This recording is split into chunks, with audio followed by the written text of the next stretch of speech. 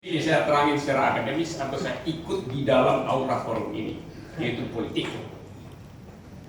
Silakan. Oke, akademis. Jadi saya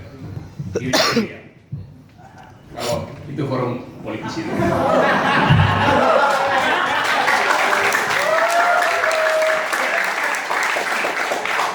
Secara akademis. Istilah oligarki adalah istilah yang dirawat dalam filsafat sebagai salah satu bentuk pemerintahan yang baik. Tidak buruk. Bahkan demokrasi yang disebut buruk itu. Karena kita ngumpulin orang bodoh itu. Jadi oligarki itu mewah di dalam pikiran. Kenapa? Karena dia elitis.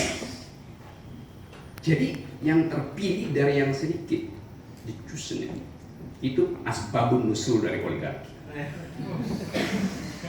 Tapi kita memakai kata itu di sini sekarang sebagai kata yang tercemar, sama seperti istilah politisi dicemari oleh keinginan kita untuk berperilaku sebagai makhluk rakus. Karena itu anggota DPR oleh rakyat disebut sebagai binatang politik. Verbatimnya begitu, binatang politik. Terjemahan dari apa? Ini dari bahasa Inggris disebut political animal. Dari bahasa Yunani disebut soios politikos. Dari bahasa Romawi disebut soon politikon. Tapi kenapa kata itu di sini jadi binatang politik? Sehingga orang menginginkan politisi itu berperilaku sebagai binatang. Yaitu partai politik jangan berperilaku sebagai public educator, tapi sebagai debt collector. Dan memang itu yang terjadi, partai itu jadi debt collector, bukan public educator, seperti yang pernah dibayangkan oleh Aristoteles tadi. Disebut oleh Bob.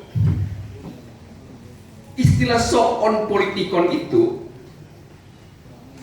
artinya binatang yang berpolitik, bukan binatang politik. Bahkan terjemahan Inggrisnya benar, political animal. Kata sifat binatang yang berpolitik. Apa artinya?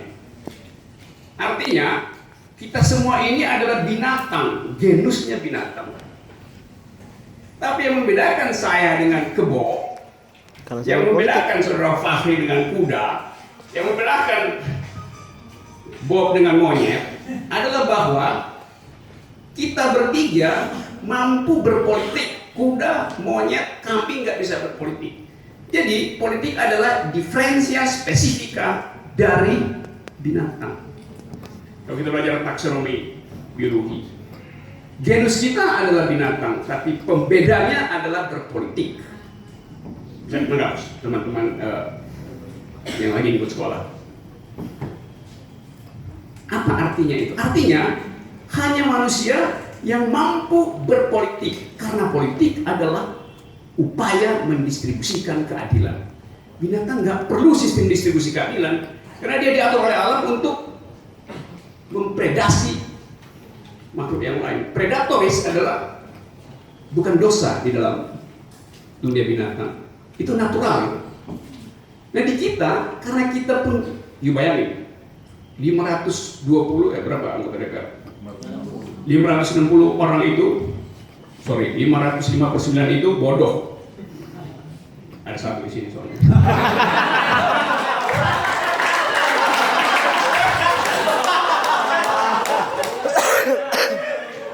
Karena dia nggak ngerti nature dari politisi, dia nggak ngerti asal usul dari istilah politik itu. Karena itu dia lebih suka jadi debt collector daripada jadi public educator. Anda bayangkan. Nah, sumbernya yang mau kita periksa itu. Karena itu sering saya katakan, kalau jumlah IQ di kelurahan ini ditukar tambah sama 559 misalnya, masih ada kembalian kira.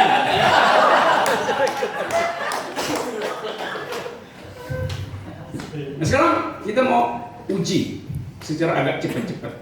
Problemnya apa sebetulnya? Demokrasi itu tidak ada dalam cengkraman oligarki hari ini. Demokrasi itu justru minta dirawat oleh oligarki seperti yang barusan diterangkan oleh Sugeng tadi. Presiden perlu datang memastikan bahwa Setia Novanto akan terpilih sebagai ketua Golkar. Dengan bahasa tubuh kita bisa baca itu. Kalau dia nggak ingin terpilih, dia nggak akan datang pasti. Tapi insinuasi itu diaktifkan oleh kegagapan kita untuk membaca public ethics. Dan inti dari politik adalah public ethics. Defisit di dalam demokrasi dan defisit di dalam public ethics. Jadi kalau Anda tanya misalnya, yang mana oligarkinya? Oligarki nggak pernah mencengkram. Demokrasi mendatangi oligarki. Presiden mendatangi forum Golkar. Setelah sebelumnya diatur sedemikian rupa sehingga supaya Golkar pecah dua, supaya P3 pecah dua. Kan itu yang terjadi kan.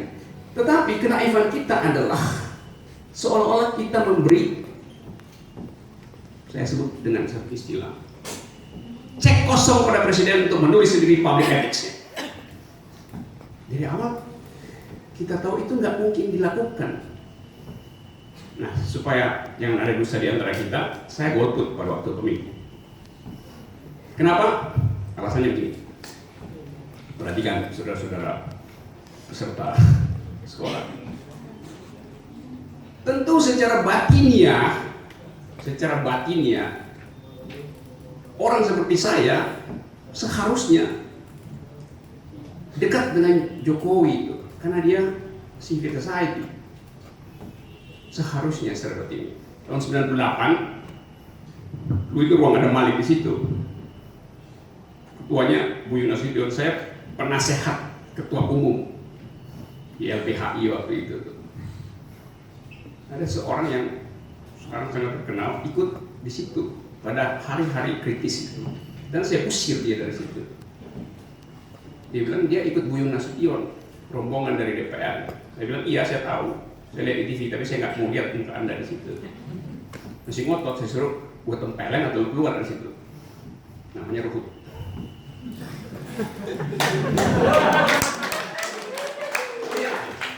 Karena waktu itu moral ada pada kita, pada civil society itu. Pada waktu itu. Sekarang moralnya pindah di DPR. Tapi Anda lihat problemnya sekarang. Oligarki itu dilahirkan oleh rahim Orde Baru. Sekarang dibesarkan oleh rahim reformasi. Kenapa begitu?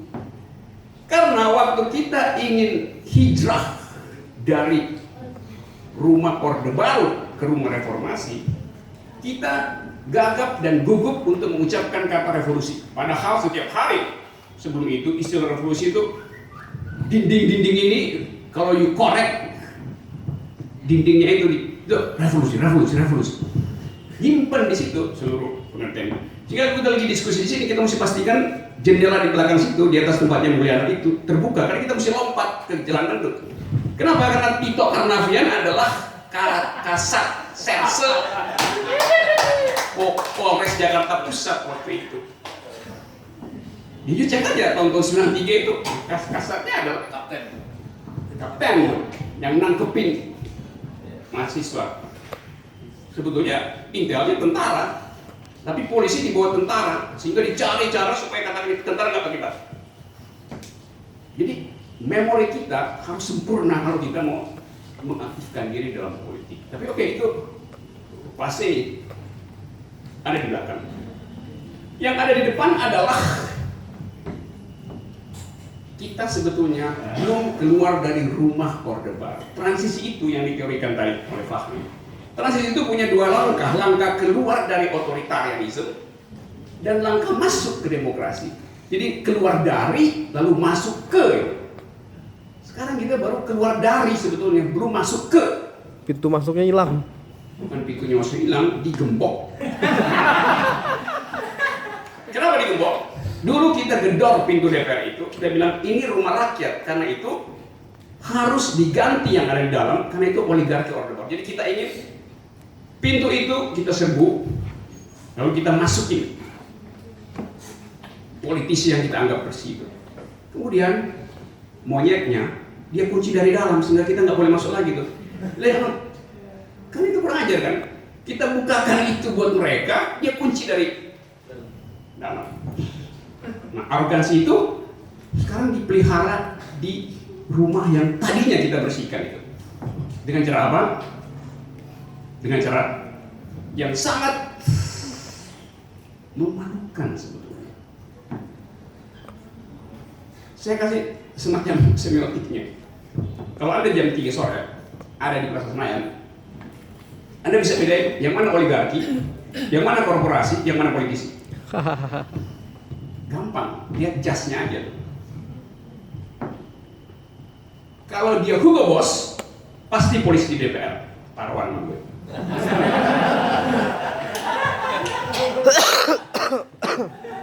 Bagaimana kita tahu Hugo Boss? Cuma anggota DPR yang mamerin jasnya Hugo Boss karena label di tangannya nggak dia copot.